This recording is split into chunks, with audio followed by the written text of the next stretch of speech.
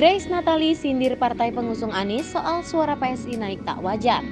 KPU RI jika merujuk dengan jadwal yang telah ditentukan akan menutup rekapitulasi suara pemilu 2024 pada 20 Maret 2024. Jelang penutupan suara pemilu 2024, jumlah suara Partai Solidaritas Indonesia atau PSI tengah jadi sorotan. PSI yang awalnya diprediksi tidak akan lolos ambang batas suara pemilu 2024 mendapat penambahan suara yang jumlahnya sangat signifikan.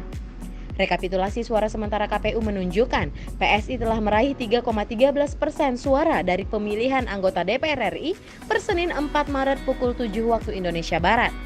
Dalam periode waktu itu, suara yang terhitung mencapai 65,73%. PSI artinya hanya membutuhkan kurang dari 1% suara, tepatnya 0,87% suara untuk dapat mencapai ambang batas parlemen atau parliamentary threshold 4%. Jika berhasil mencapai ambang batas, maka untuk pertama kalinya PSI dapat menduduki kursi DPR RI di Senayan.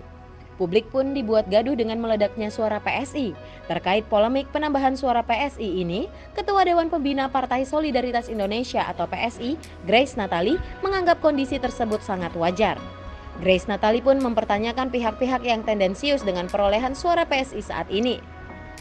Grace pun menambahkan berbagai kemungkinan masih dapat terjadi selama KPU masih merekapitulasi suara para pemilih dalam pemilu 2024. Namun Grace yakin partai yang dipimpin oleh anak Presiden Jokowi, Kaesang Pangarep, dapat mencapai ambang batas parlemen. Grace menilai perbedaan itu tidak hanya dialami PSI tetapi juga partai-partai lain.